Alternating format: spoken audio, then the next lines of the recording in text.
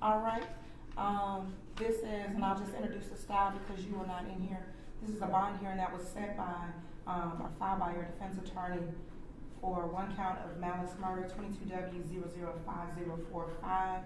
It is the defense's motion. Mr. Quinn, did you want to go first or do you want to go last? Sure, Judge, I'll go first. Okay. That's a slightly unique set of facts, but we know some of the facts, we know all of them yet. But Judge, the incident occurred way back on the 25th of March at around about 7:30 in the morning. The deceased in this case, Mr. Arthur Eversole, most people call him Archie, but his legal name was Arthur Eversole. He stumbles into the Chevron gas station located at 4410 Stafford Woods Road. That's off I-20 near Western Chapel. Apparently, he comes into the gas station. He has a gunshot wound to his jaw. He is stable, talking at the time. He's suffering a great deal of blood loss. The police arrive on the scene. Police call EMS. Mr. Eversole, he is taken to Grady Hospital. Unfortunately, he later succumbs to his injuries, the single gunshot wound.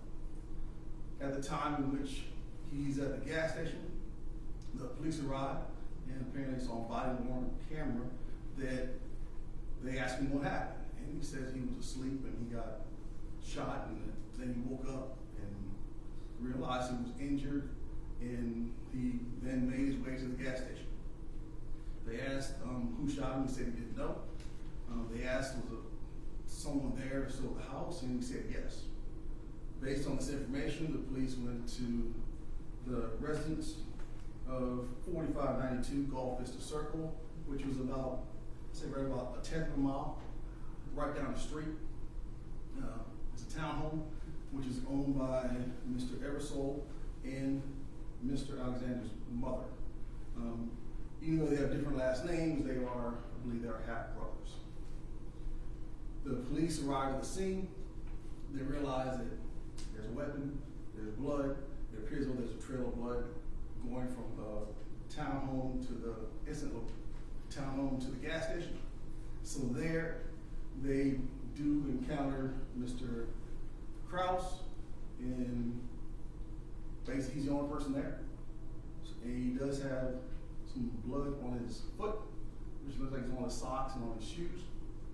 So I guess the police, they assume that Mr. Krause is responsible, and Mr. Krause is taken into custody. And that's my understanding of the gist of the case. At this time, the preliminary hearings next week, I believe it's either Wednesday or Thursday. I guess we'll find out more at that time. I'm sure Ms. Thomas may have a little bit more to illuminate the situation, but the allegation is there's some type of dispute, disagreement, etc. between these two brothers, which leads to Mr. Eversole being shot, and sadly, unfortunately, Mr. Eversole succumbed to his injuries. My client, Mr. Krause, he's pretty much a regular, normal guy, 41 years old. My understanding is criminal history is quite sparse. My understanding he had a carry concealed weapon that was disposed of a long time ago, misdemeanor. I think it was maybe possibly dismissed. He had possession of marijuana, which was likewise about 20 years old, in which he had probation on. Other than that, he was born in Kenya. His father's of German descent, his mother's of African descent. He's been here, though, however, in this country for strongly the majority of his life, about 30-some years at this point in time. He was raised here. He went to Riverdale High School. He didn't complete high school, but later on, he decided to go back and get his GED. When? He got his GED actually just a few years ago at Georgia Piedmont Tech. Okay. Since over the last about 10 years, he's been working primarily as a tattoo artist.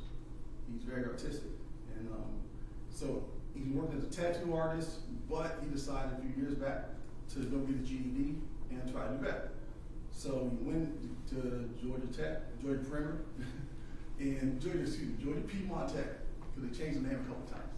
He went there, got his GED, and he's now enrolled in the auto technology program there. He's been there for a year, but he has about a year left. He does have a daughter, a 16-year-old daughter. The mother of his daughter, she's here with him in support of him. He has a mother. His mother, she's quite shaken by the whole situation. She was not present at the scene, but obviously given the double loss in which she's suffering. She's quite shaken, but she is in support of her son. And she loves both her sons, obviously. She's in support of her son as well. He has a sister down in Riverdale. He has some other friends and family members spread throughout the state of Georgia. I also understand that present is Mr. John Williams. Mr. Williams is a close friend of the family. He is, I guess technically, his role was that he is the manager, is the manager of Mr. Archie Eversole. And I know he'd like to speak on behalf of the mother and on behalf of Mr. Krause at this time. To the court, we'll hear from him. All right, let me hear from the state first.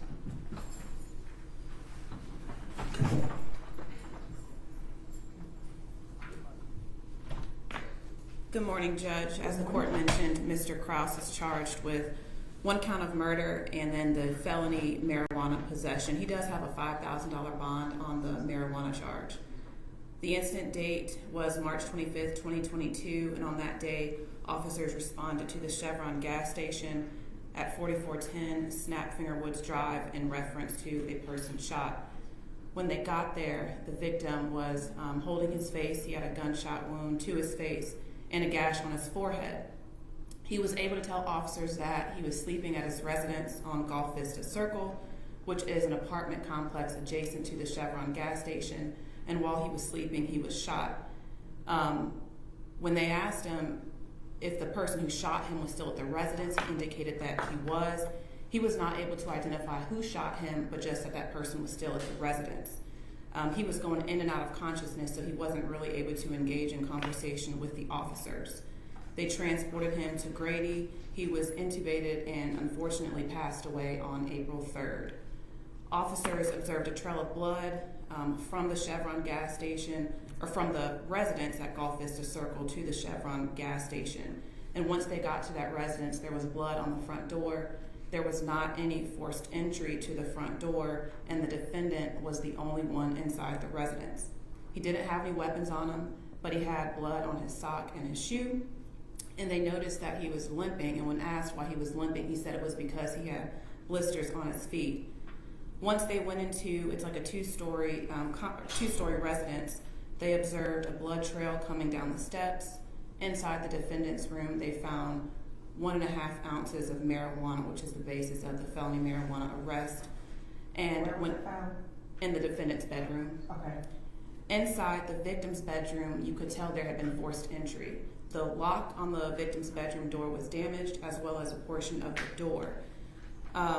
There was blood on the door, and there was a large amount of blood in his bedroom. There was blood on his sheets, on his pillows, on the walls, on the floor. You could just tell there had been a struggle. There was a TV that was face down. There was blood on top of the TV. They also located a .357 pistol at the base of the bed on the floor, and there was also a gun box located near that pistol. The gun did have blood on it, and crime scene investigators found one .357 shell casing near the foot of the bed and several live rounds throughout the room. In the defendant's room, they did locate several live rounds, .357 rounds, which is the same caliber of the gun that was found in the victim's room. And when you compare the rooms, the defendant's room, it is relatively neat when you compare it to the victim's room. It's very, very clear that there was a struggle in the victim's room. The defendant was subsequently brought to headquarters. He did not give a statement. He did not call 911, but it was obvious that he was aware of what was going on because of the amount of blood there. According to one of the detectives, there's a history of violence between the brothers. Our office is obviously trying to pull those prior police reports. DNA swabs were collected from the defendant and will be submitted to GBI. As far as Mr. Krause's history, and I just provided the GCIC to Mr. Queen because Mr. Krause, it looks like, has an alias, and so a number of his convictions are under the alias Michelle Krause. Judge, I will interrupt. That's his sister. Okay. So I will get into Mr. Alexander Krause's criminal history. I'm not sure if at one point they were using the same name. However, they are both on the same criminal history. So we're not clear if Mr. Krause was using Ms. Krause's name or Ms. Krause was using Mr. Krause. Judge, when we run the social security number, it comes back to Mr. Krause, and those are all the convictions on the GCIC. Okay. So I'm not sure if the court wants to, what I believe is Mr. Krause's criminal history because it's on his GCIC. If I could, and I can separate them as to what I have as Michelle Krause, it's our position as this defendant. Okay, based off of the running of the social security number. Yes, Your Honor, and the FBI number. Okay. And so what's listed is a 2003 forgery in the first, 2 counts, theft by receiving, 4 counts of forgery in the second out of Douglas, March 2002, felony theft by taking out of DeKalb. You said that was when? March 2002. Thank you. May 2003, 7 counts of forgery in the first, 1 count of forgery in the second out of Douglas. 2003, DeKalb County probation violation. He had 1 year revoked. January 2005, forgery in the first out of Rockdale. 2008, financial ID fraud, forgery first out of Gwinnett. July 2009, Gwinnett, failure to appear. June 2010, probation violation out of Rockdale. March 2020, failure to appear out of Fulton. And again, those convictions are as it relates in his GCIC. It says that Michelle Krause is the one that pled on those charges. Again, I've stated our position. What's and the FTA out of Fulton for? It is for, it looks like in January 2010, there's a Fulton County financial ID fraud and false name, and that conviction is on Alexander Krause on the GCIC. And then there's an FTA on that case under Michelle Krause. So that's the state's position that it's the same person. So the 2010 case has been disposed of or has not? Has been disposed. He was sentenced to 3 years probation out of Fulton County. Okay. And so, Judge, I counted 6 prior felonies. This would be Mr. Krause's 7th felony. We are opposed to bond. I believe that Mr. Krause is at risk to commit a felony pending trial. I also believe he is a danger to the community and a flight risk as evidenced by his 2 FTAs on his criminal history. So based on that, I would ask this court to deny bond. All right, Mr. Queen. I guess the simple answer is, I believe it's somewhat irresponsible of the state at this time to basically, obviously, my client is not female. He has a sister named Michelle Krause. She does reside in Riverdale. He tells me that yes, she has used his name, used his date of birth on numerous occasions in order to avoid her own criminal prosecutions. If you put him into the RGL system, so I believe one of the cases allegedly in DeKalb, if you put this gentleman into RGL system, you only have this arrest. And the theft by taking 2002 in DeKalb, Right. which also had a probation violation. Right. Okay. So if you go on the Odyssey and you put in Mr. Krause on the jail side, all you get is this. If you put in Mr. Krause on the case side, all you get is this. But then you also get, and I guess she alluded to it. I wasn't going to disperse Mr. Eversole, but what we have is the priors involving these 2 brothers is Mr. Eversole. He does have an open case down in the state court where he's accused of, looks like battery, simple battery, family violence battery, and disorderly conduct against Mr. Krause. So it's clear based on, I guess, logic dictates. Mr. Krause tells me he's been in a situation many times where he's been stopped, and then they run a history, and then they realize he's not female. And then it looks like they pull up the picture, because obviously they pull up the photos, and they can see that he is not his sister Michelle. So as to his criminal history, as I stated, he has a possession of marijuana, which is over 20 years old. He did have the carry concealed weapon, which is about 15 years old. And outside of that, the only contact he's had with the system is that he is an alleged victim in a case involved in the deceit in this case, Mr. Archie Eversole. So, Judge, I believe it's irresponsible to state in order to ask the man to be held based upon his sister's history. As to the facts in the case, something happened inside Mr. Eversole's room that led to his demise. Now, that's what we don't know. And of course, as time goes on, we'll probably get a better picture as to the incident itself. But we have a gentleman who's 40-some years old. He has no criminal history. He has significant ties to this community.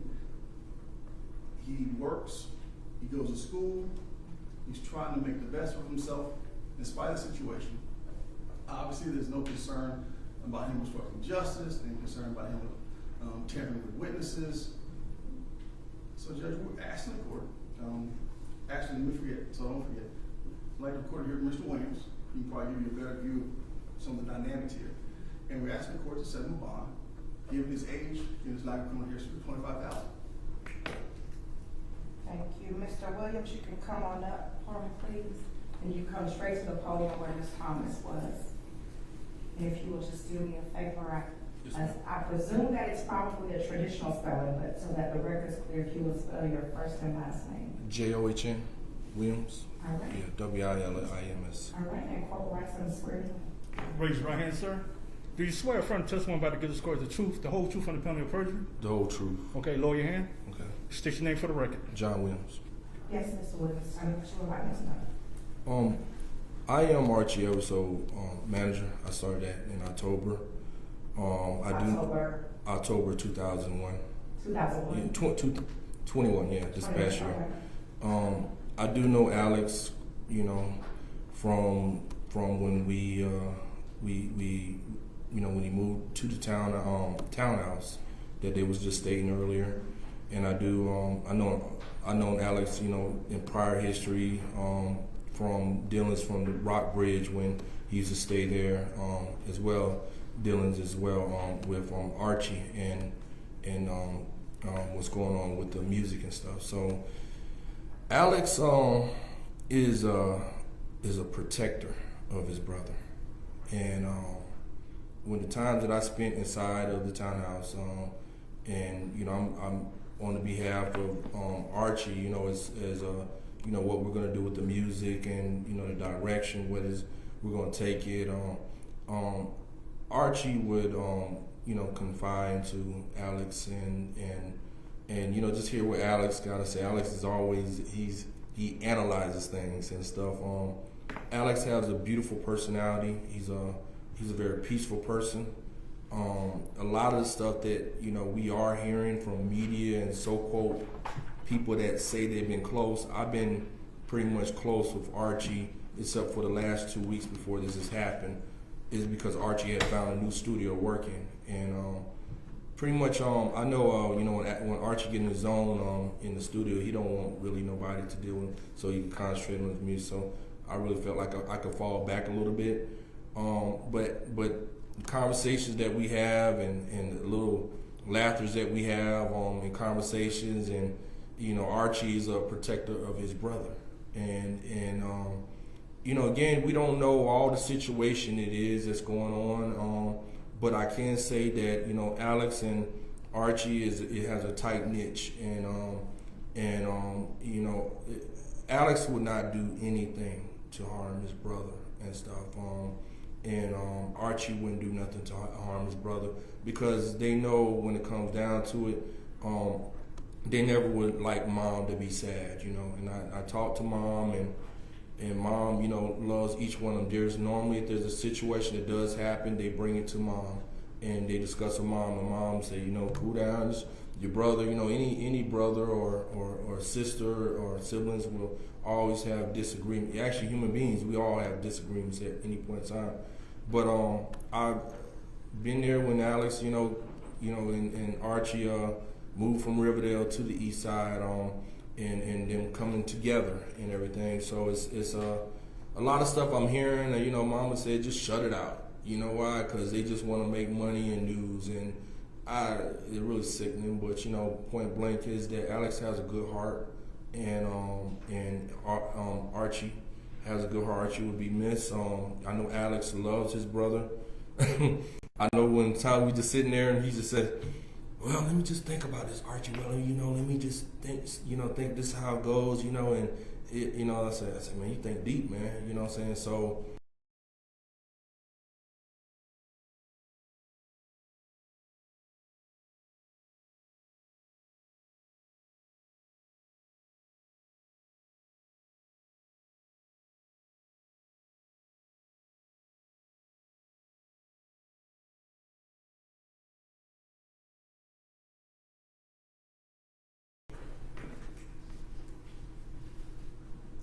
there has been a loss of life, and there's nothing that I can say or do that will bring back Mr. Eversole. There is nothing that I can say or do that can, the mother of Mr. Krause and Mr. Eversole. There is a preliminary hearing, Mr. Quinn, I think you said it's either on the 27th. And from there, they will have further factual to determine whether or not there's probable cause to suspend this arrest. But at this time, I'm going to deny the defendant's on the grounds that he is likely to be in jurisdiction and that he is a danger to the community. Ms. Thomas, if you will prepare that order, and then you can share it with Mr. Quinn and place it in my queue, and I will sign it. Yes, Judge.